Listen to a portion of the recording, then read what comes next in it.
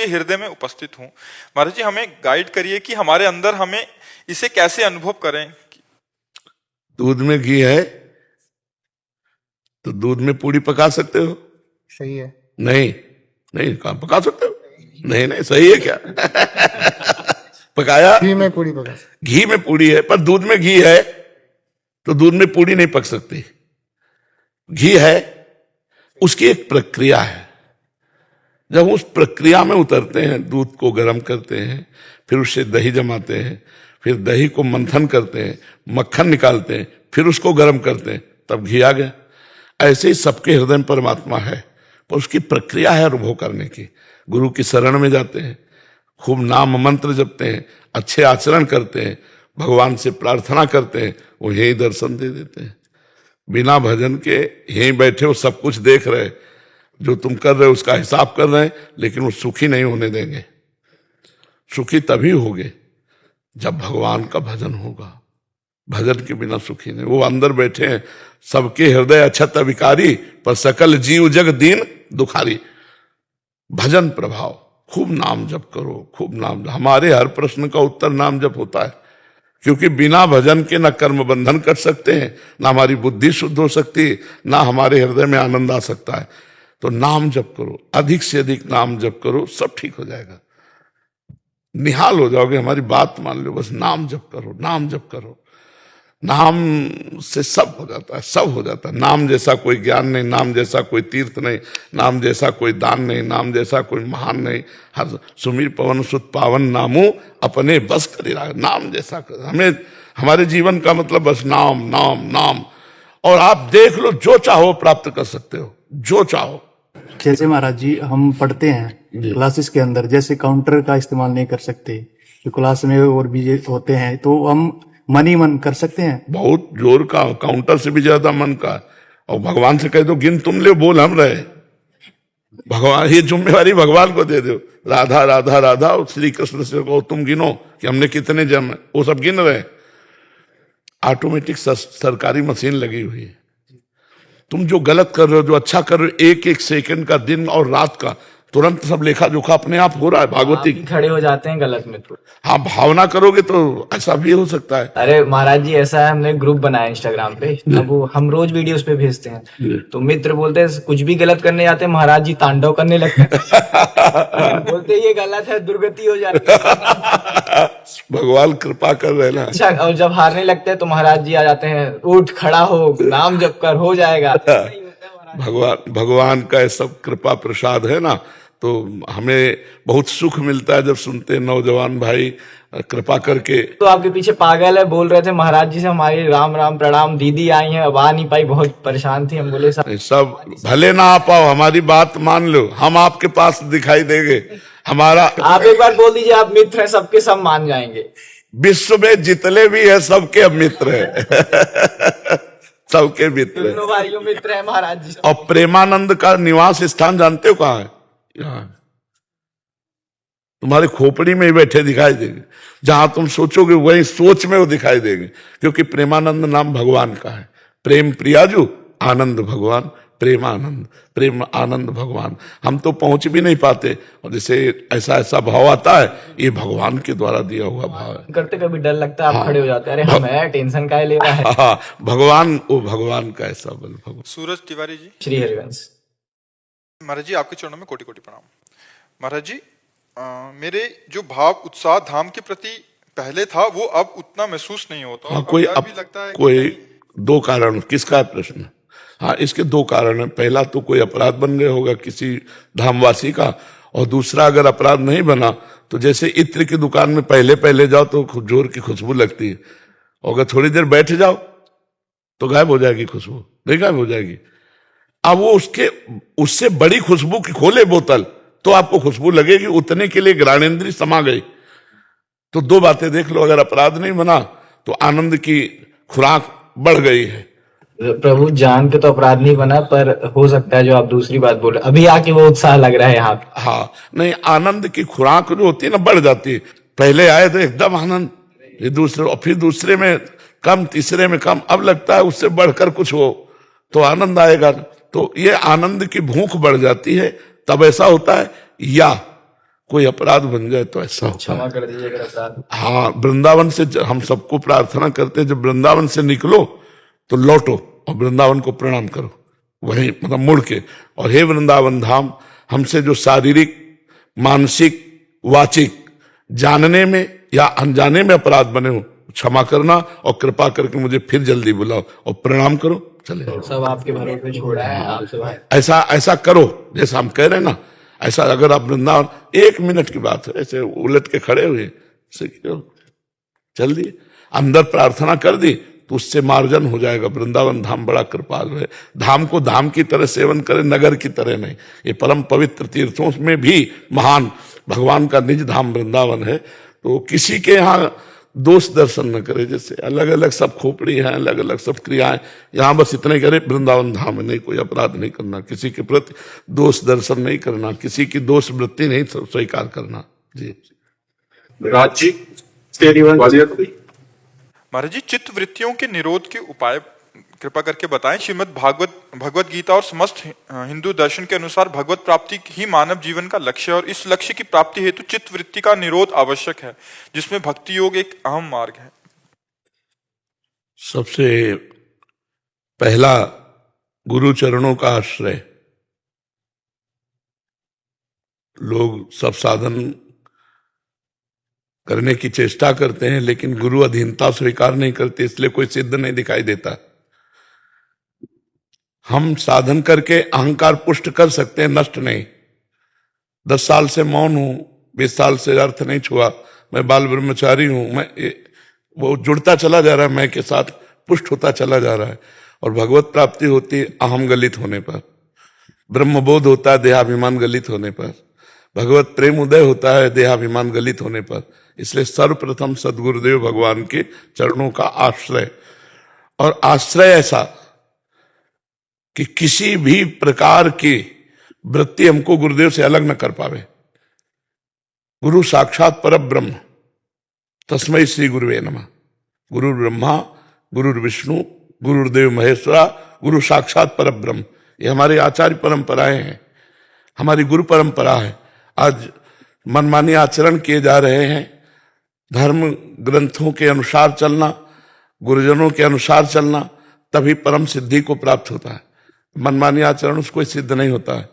तो सबसे पहले गुरु चरणों का आश्रय, फिर सांगोपांग गुरु के द्वारा बताई हुई उपासना करना, गुरु प्रदत्त उपासना, मनमानी नहीं, मनमानी सिद्धि नहीं होती, गुरु प्रदत्त उपासना।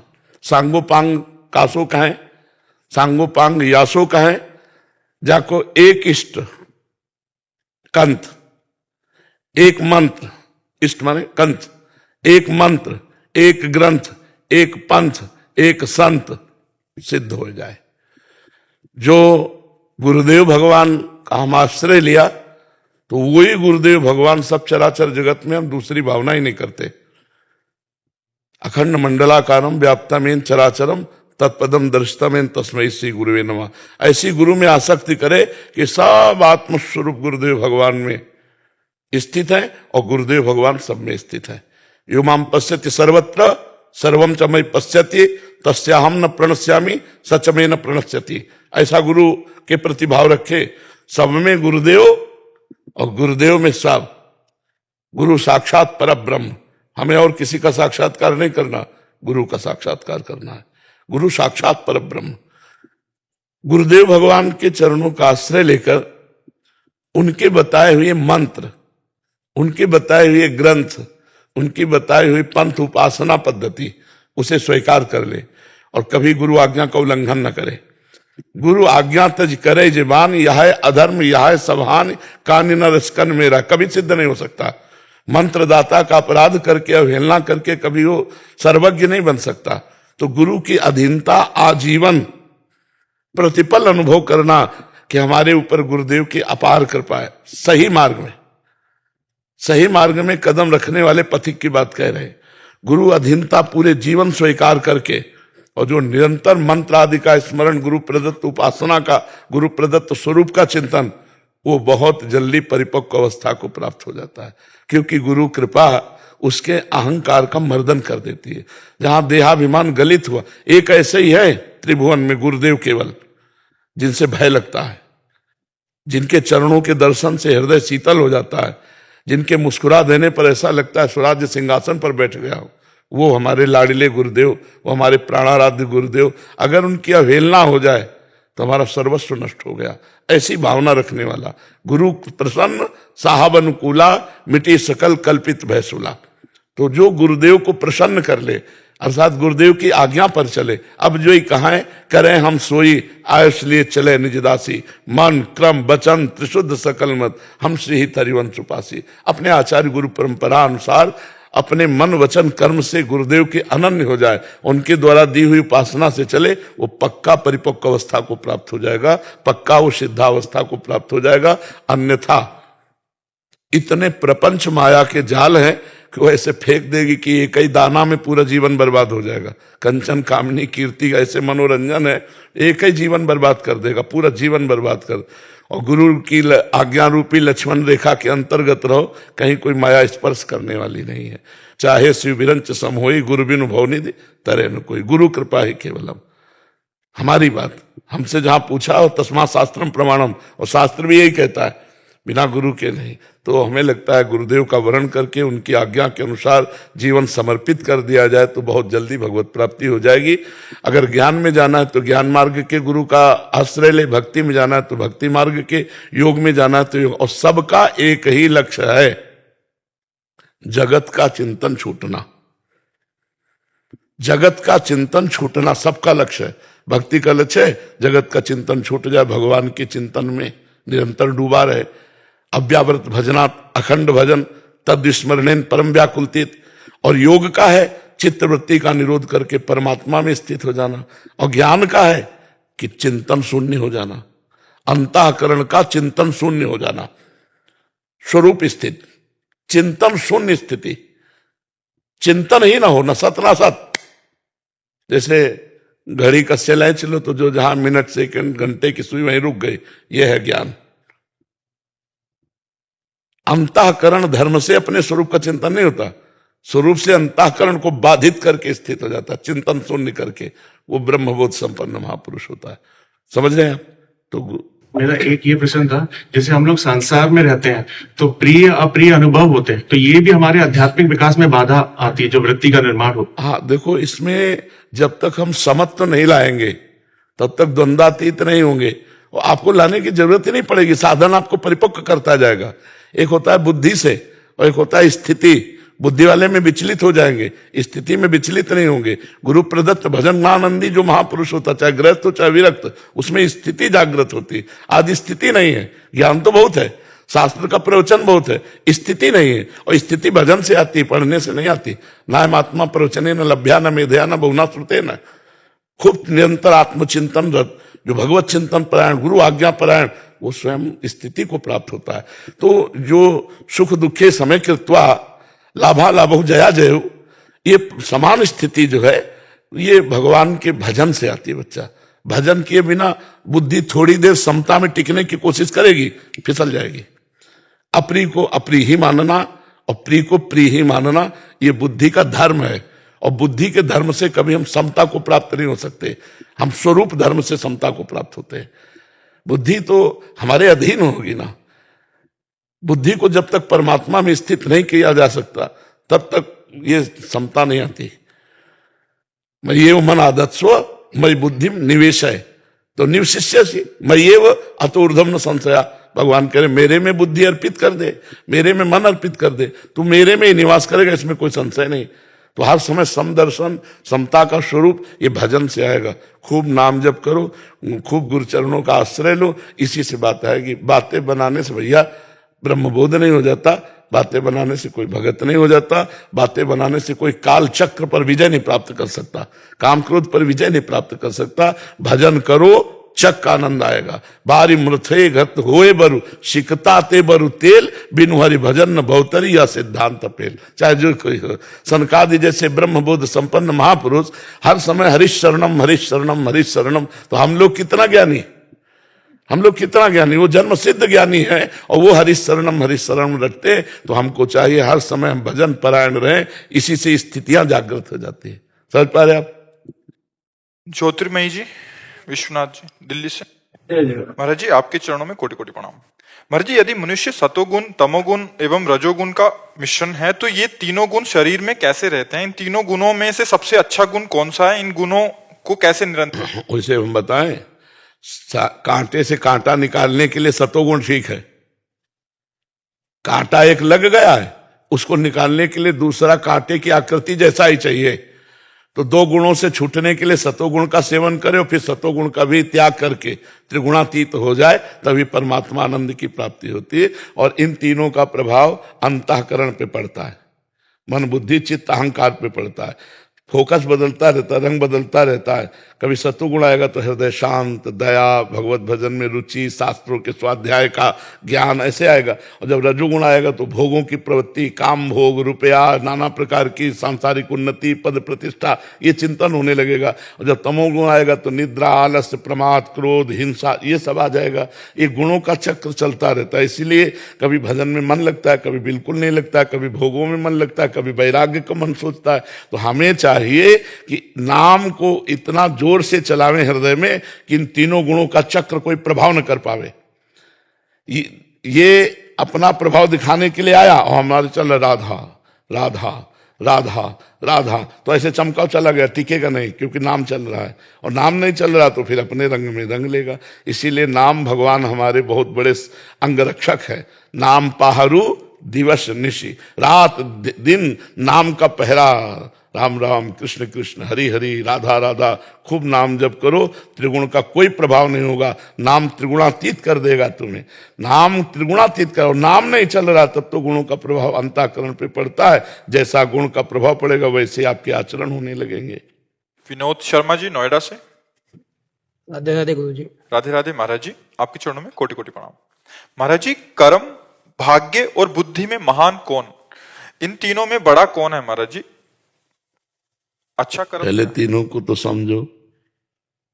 भाग्य बनता है कर्मों से, तुम अपने आप निर्णय कर लो कि कौन महान है।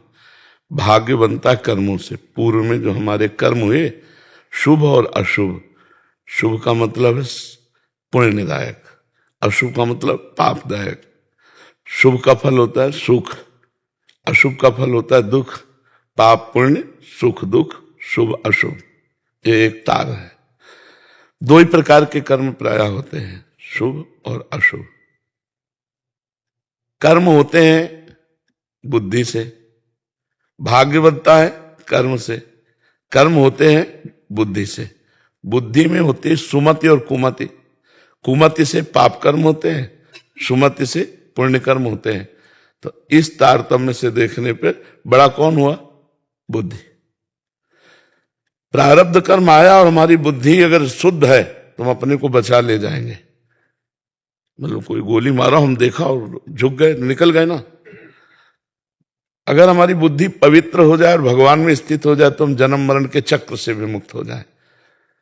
तो ना भाग्य महान है, न कर्म महान है, बुद्धि महान है। अगर बुद्धि भगवान में लग जाए तो भगवत प्राप्ति निश्चित। मैं ये मन आदत स्व मैं बुद्धिम निवेश है। अच्छा, दूसरे तरीके से समझावें, शरीर एक रथ है, इंद्रियां इसके घोड़े हैं जिससे कर्म होता है, जो यात्रा कर्म की होती है। इंद्रियां इसके घोड़े हैं, घोड़ों की लगाम मन है, और सारथी बुद्धि है, और बैठने वाला जीवात्मा है। अब बताओ, पूरे रथ में मेन कार्य किसका है? सारथी का। कौन है? बुद्धि। अगर वो नशे में हो जाए तो मार डाले ना, रथी घोड़े सबको मार डालेगा, नहीं मार डाले? तो बस बुद्धि सबसे श्रेष्ठ आया निकल करके। दो प्रकार की चर्चा में बुद्धि। अब बुद्धि को पवित्र करना है तो राधा राधा राधा, कृष्ण कृष्ण कृष्ण, राम राम राम, हरि हरि हरि। अगर नाम जप करोगे तो नाम जपत आई सब सोई, देव सुबुद्धि कृपा करि मोई, पोई सुगुन माला रचो। जितना नाम जप करोगे उतनी बुद्धि पावन होती चली जाएगी। और पावन बुद्धि भगवान के चरणों में रहती है, और अपावन बुद्धि संसार में फंसा देती है। समझ पाए भैया? नहीं ना? हाँ जी। शैलेंद्र कुमार राय जी। राधा वल्लभ श्री हरे। महाराज जी आपके चरणों में कोटि कोटि प्रणाम। गुरुदेव, मैं पेशे से एक शिक्षक हूँ। संस्था में किसी अन्य शिक्षक या किसी भी तरह का अन्य सहयोगी न होने के कारण, अकेलापन होने के नाते तथा पूर्व में कई शास्त्र विहीन कृत्यों के कारण जीवन में कार्य क्षेत्र में अवसाद से असहाय और हारा हुआ महसूस करता हूँ। फिर 2 साल पूर्व हेतु की कृपा से आपका सत्संग और एकांतिक वार्तालाप और नियमित सुन रहा हूँ। नाम जप से जीवन में काफी मजबूती आई है। महाराज जी, मेरा एक प्रश्न है, पिछले काफी दिनों से सब कुछ अच्छा करने की भावना के बावजूद ठहराव और प्रमाद की स्थिति बनी रहने लगी है। मन में बहुत जलन और असंतोष, अशांति रहने लगी है। गुरुदेव भगवान, आपके वचनों के अलावा मेरा कोई डरना नहीं। मटकी जब तैयार कर लेता है कुम्हार तो सूर्य के ताप में तपाता है, इतने पर भी वो पक्की नहीं होती, तो आवे में रखकर उसे पकाया जाता है, और जब परिपक्व हो जाती है जलन में, तब फिर वो शीतल जल प्रदान करती है। जल को रोकने की क्षमता और जल को शीतल बना देना, मटकी नहीं तो हमारे हृदय को तपाया जाएगा। यम ही न व्यथ्यन्ते ते पुरुषम पुरुषर्षभ सम दुखा सुखा धीरम स्व अमृतत्वाय कल्पते। जो इस व्यथा को सह जाता है, जलन को सह जाता है, वही महापुरुष अमृत पद का अधिकारी होता है। चाहे जैसी परिस्थिति हो, अंदर की परिस्थिति किसी से बताना मत, नाम जप करना और रुकना मत। हृदय जल रहा है, बाहर से मुस्कुराना, वो आपके पाप भस्म हो रहे हैं, वो आपके अशुभ भस्म हो रहे हैं, मन निर्मल हो रहा है। और जिस दिन निर्मल हो गया तो आनंद की बाढ़ आ जाएगी। आप सहिए। मात्रा स्पर्शास्तु कौन्ते शीतोष्ण सुख दुखदा आगमा पाइनो अनित्यास्तास्ति तिक्षस्व भारत। हे अर्जुन, ये आने जाने वाली शीत और उष्णता अर्थात अनुकूलता और प्रतिकूलता, सुख और दुख, इनको सह जा। सुख में फूले मत, दुख में भूले मत, और कदम आगे बढ़ाते चले जाओ, जीत जाओगे। जलन में व्यथित मत हो। तुम्हें जलन नहीं हो रही, गौर से देखो, तुम्हारे मन को हो रही। तुम इसलिए अनुभव कर रहे हो कि मन में तदात्म हो, और मन ने करवाए हैं पाप, तो उसकी धुलाई हो रही। साधन में चल रहे हो ना, तो अब बड़ा एक अजीब सी स्थिति, एक घबराहट आना, एक अलौकिक भय लगना, मन न लगना, अशांत हो जाना, एकदम अंधेरा सा चारों तरफ छा जाना, कोई साथी न दिखाना, ये वो भय दे रहा है मन। तुमको भजन से विमुख करना चाहता है, और अगर आप डटे रहे तो तुम्हारे अधीन वो हो जाएगा, और अगर हट गए तो तुमको वो अधीन कर लेगा और फिर दुर्गति कराएगा। इसलिए यहां थोड़ा युद्ध है मन से और आपसे। आपको साक्षी भाव में रहकर मन को देखना है और ये सोचना जलन मेरे में नहीं, मन में। बार बार आपको व्यथा लगेगी यार, तो आप में नहीं, मन में है, और वो मन पवित्र हो रहा है। निर्मल मन भगवान की प्राप्ति कराने के लिए नाम भगवान कर रहे हैं। उसका सब मलिनता आप देखो, भजन में बैठो, गंदी गंदी बातें आने लगती, प्रपंच आने, ये सब डिलीट हो जाएगा। खूब नाम जप करते हैं। गुरुदेव, प्रारंभ में जो है जब एकांतिक सुनना शुरू की तो भगवान राम में प्रीति हुई जी। बाद में हम राधा नाम जपने लगे, जी। और मन में स्फुरणा होती है अपने गुरुदेव भगवान प्रेमानंद जी का नाम लेने, और उसको भी मतलब जपते रहते हैं। तो क्या इसमें कोई प्रेमानंद भगवान का नाम, प्रेम प्रियाजू का नाम है, सांद्रानंद घन प्रेम मूर्ति किशोरी, और आनंद भगवान का नाम, जो आनंद सिंधु सुख राशि। तो प्रेमानंद का मतलब प्रिया प्रीतम, जो तुम्हारा भाव आवे भगवान नाम। ये किसी व्यक्ति का नाम नहीं है। जैसे मान लो आपका नाम राम हो, तो हम कहें राम भैया इधर आओ, तो आपका संबोधन किया, लेकिन राम नाम किसी व्यक्ति का नहीं है, वो तो सच्चिदानंद भगवान का नाम है। ऐसे ही प्रेमानंद संबोधन मात्र एक शरीर को है। प्रेमानंद नाम, प्रेमानंदोत्पुलकित गात्रो विद्युत धाराधर समकांति श्री राधा कृष्णो मनसि दधानम वंदेहम श्री हरिवंशम। ये प्रेमानंद स्थिति है, ये भगवान का स्वरूप है जी। गुरुदेव भगवान, देखो मैं सेना में मेडिकल विभाग में कार्यरत हूँ।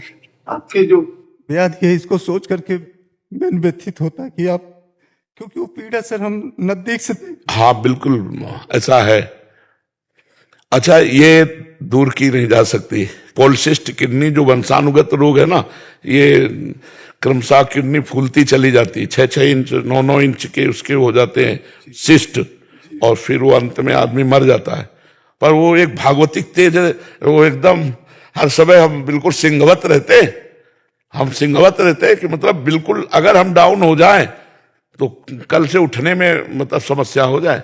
अगर हम आत्मबल छीण कर दें तो हम उठने लायक नहीं है, आप ये समझ लो।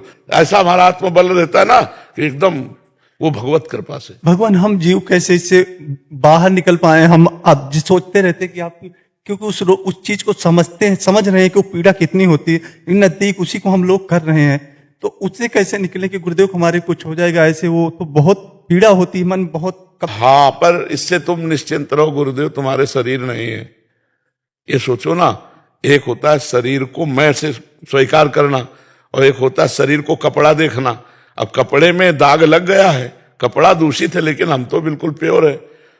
हमारे तो नैनम छिंदंति शस्त्राणि नैनम दहाति पावका न चैनम क्लेदयन्त्यापो न शोषित। हम बच्चा इतने आनंद में रहते हैं, इतने कष्ट में भी रहते हुए। ये राधा नाम का चमत्कार है, खुली बात तुम्हें कह रहे।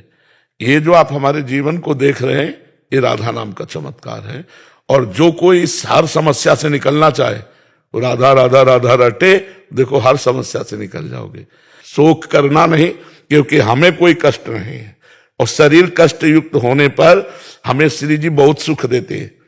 कई बार बताया कि जैसे 100 ग्राम दुख है और 900 ग्राम ऊपर से सुख लदा है, तो 100 ग्राम क्या कर पाएगा। अब संसारिक आदमी के 900 ग्राम ऊपर वाला है नहीं, तो 100 ग्राम में परेशान हो जाता है, क्योंकि शरीर में केवल आसक्ति होती है। इसलिए राधा राधा रटो और ये ध्यान करो कि हमारे गुरु शरीर नहीं है, हमारे गुरु प्रेमानंद है।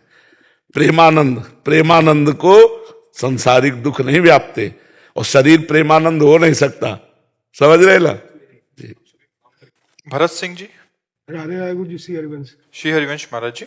गुरु जी, जाने अनजाने में मुझसे जो पिछला पाप आचरण हुए, वो क्या उन पापों को भोगना पड़ेगा कि नाम जब से उसको अगर प्रायश्चित कर लेते हो, भगवान की आराधना कर लेते हो और भगवान से प्रार्थना करते हो, तो नष्ट हो जाएंगे। नहीं तो अवश्य में भोक्तव्यम कृतम कर्म शुभाशुभम। गुरु जी, मैं करीबन 80 से ऊपर बार भस्म आरती कर चुका हूँ उज्जैन महाकाल की, लेकिन उसके बाद भी कुछ आचरण। देखो, एक क्रिया है। हम जो बात कर रहे हैं वो समर्पण की कर रहे हैं। सर्वधर्मान परित्यज्य माम एकम शरणम ब्रज अहम त्वाम सर्व पापेभ्यो मोक्षयिष्यामि मा शुचा। एकमात्र अंतर्गति से भगवान की शरणागति गिनने से नहीं होता, अंदर से किसके हो। आप खुद उत्तर दे दिए कि अब भी आचरण हमारे गलत है, अर्थात भगवान की शरणागति पुष्ट नहीं है, भगवान की शरणागति नहीं, तो वो हुआ शुभ कर्म और ये हुआ अशुभ कर्म, दोनों को भोगने पड़ेगा। अवश्य में भोक्तव्यम कृतम कर्म शुभाशुभम, शुभ और अशुभ दोनों को भोगने पड़ेगा। अगर मिटाना है तो भगवान की शरण में होना पड़ेगा, अंदर से आर्त भाव से भगवान को प्रणाम करके कि हे नाथ मैं आपका हूं, राम राम राम राम, कृष्ण कृष्ण कृष्ण, हरि हरि हरि हरि हरि। और भूल से भी अब कोई पाप कर्म ना होने पावे। अब लो नसानी अब ना नसई हो, पायो नाम चारु चिंतामणि, उर करते न खसई हो, अब लो नसानी अब ना नसई हो। निश्चित मंगल हो जाएगा, निश्चित मंगल हो जाएगा। ये बाहरी बातें तभी सार्थक होंगी जब अंदर का सुधार हो। सांप घुसा बैठा है बांबी के बिल के अंदर और ऊपर से सैकड़ों लाठी भांज दिए, सांप को कोई फर्क पड़ेगा? बिल से निकालो पहले, तब बात बनेगा। पाप तो अंदर प्रवृत्ति अपना प्रभाव, बाहर उससे क्या प्रभाव पड़े। अंदर डंडा चलाओ, राम राम राम राम, राधा राधा। अब भगेंगे, देखो डंडा, ये डंडा है नाम का डंडा, अंदर चलाओ, अंदर देखो हृदय पवित्र होता है कि नहीं। समझ में आ रहा है आपको? नाम जप करो, संख्या से नहीं, ऐसे थोक में राधा राधा। हर श्वास नाम श्वास दो बिलक चलत है, इनको भेद नमो को भावे, श्वास नाम नाम ही श्वासा नाम, श्वास को भेद मिटावे, रोम रोम जब रग रग बोले तब को स्वाद नाम को पावे। नाम संकीर्तनम यस्य सर्व पाप प्रणाशनम, नाम जप नाम कीर्तन समस्त पापों को नष्ट कर देता है। ठीक है महाराज जी, जो बाहरी क्रियाएं होती हैं फिर उसका फल कैसे रहा? नाम जप करते हुए अब अहंकार नहीं होना चाहिए। जैसे बार बार रावण कहता 20 बार कैलाश को उठाया भगवान शंकर सहित, अहम अहम नहीं। जब कोई पूछे भी तो अति दैन्य होकर के, मैं तो बहुत नीच धमाक, कैसे मेरा मंगल हो, कैसे भगवान की शरणागति हो। जो सुना उसे अंदर ले गए अपने, कभी शुभ कर्मों की याद भी नहीं आई। शुभ कर्मों की याद, आप शुभ कर्म को प्रमाणित करते हैं तो वो एक शुभ कर्म हो गया, वो अशुभ कर्म होगा, दोनों का फल भोगना पड़ेगा। शरणागत को हनुमान जी क्या बता रहे हैं विभीषण जी को, मैं बलवान हूं, मैं श्रेष्ठ हूं, मैं ज्ञानी हूं, मैं राम जी का भगत हूं, कुछ नहीं कह रहे हैं। प्रात ले जो नाम हमारा, ते दिन ताहि न मिले आहारा, असमय अधम सखा सुन पर मोहू पर रघुवीर। मेरे पर भी रघुवीर कृपाल है, उनकी कृपा है, भगवान की कृपा है। यह शरणागति की भाषा और यह है क्रियाभिमानी की भाषा। तो क्रिया मात्र का अभिमान रखने से हम माया पर विजय प्राप्त नहीं कर सकते, अपने अशुभों को नहीं मिटा सकते। दैन्य हो, भगवान की शरण में हो, ठीक है ना। नाम जप करो और कभी अपने किए हुए शुभ कर्मों को सभा में मत कहो, किसी से मत कहो, अंदर अंदर नाम जप करते हुए भगवान से प्रार्थना करो, प्रभु मुझे बचा लो इस संसार समुद्र से, तो वो बहुत कृपालु हैं, निश्चित आपके सारे पाप क्षमा करके वो आपको अगले आनंद में पहुंचा देंगे, जो आनंद की भूमिका है। पर नाम जप न छूटे प्रभु, जितना नाम जप कर सकोगे उतने मंगल होगा। महाराज जी, भीष्म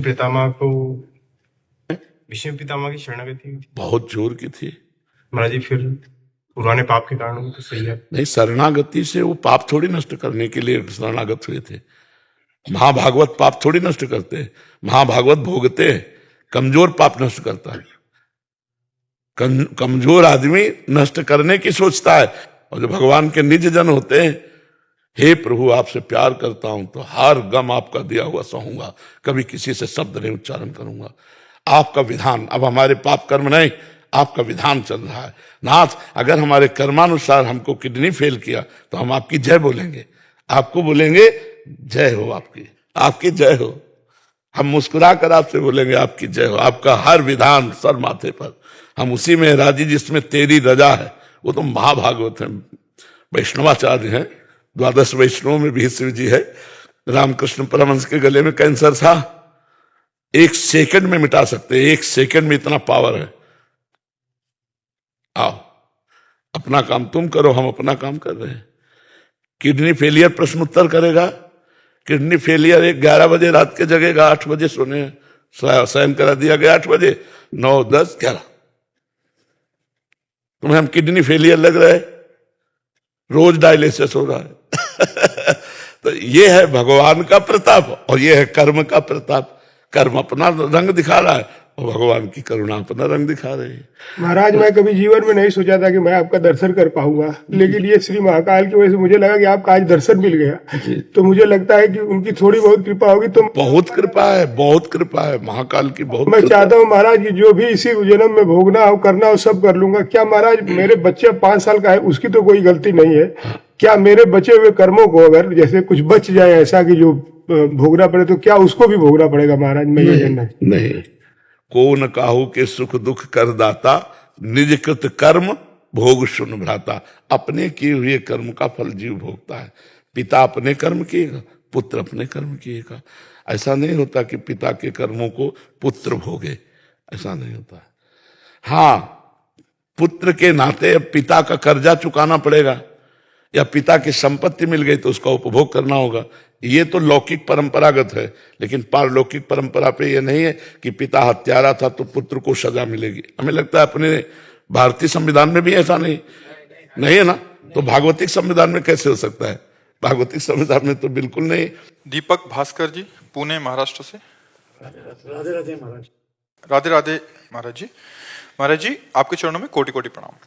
महाराज, श्री रामचरितमानस में नाम वंदना अंतर्गत एक चौपाई चरण में गोस्वामी जी लिखते हैं, साधक नाम जपहि लय जाएं, होहि सिद्धि अन्य माधिक पाएं। महाराज जी, एक प्रपंचिक साधक के जीवन में क्या नाम से सिद्धियां प्राप्त हो सकती हैं? सिद्धियां नाम का कनिष्ठ अंग होने के बावजूद भी क्या सिद्धियां परमार्थ प्रकृति का संकेत हैं? नहीं, रिद्धि सिद्ध पेरे बहुआई, बुद्धि लोभ, रामचरितमानस, बुद्धि लोभ दिखावे भाई, होए बुद्धि जो परम सयानी, तिन चितई नाना ही दिखाने। ये रिद्धियां सिद्धियां परमार्थिक उपलब्धि नहीं है, ये परमार्थिक बाधा है। जी, हम परमार्थिक उपलब्धि, राम कहें और आंखों से अश्रु बहने लगे, राधा कहें और रोमांच हो जाए, पुलकित हो जाए और हृदय कृत्य हो जाए और अब हृदय से निकल पड़े, अब कछुनाथ न चाही मोरे, चाह मिट जाना ही भगवत भजन का फल है। सब साधन कर यह फल सुंदर, प्रभु पद पंकज प्रीति निरंतर। अपने इष्ट में निरंतर डूबना, ये रिद्धियां सिद्धियां तो बाधक हैं, पर अगर चाहे तो मिल जाएगा। जो इच्छा करी हो मन माही, हरि प्रसाद कछु दुर्लभ नाही। भगवान के प्रसाद से सब कुछ प्राप्त हो जाता है। तो भक्त नहीं चाहे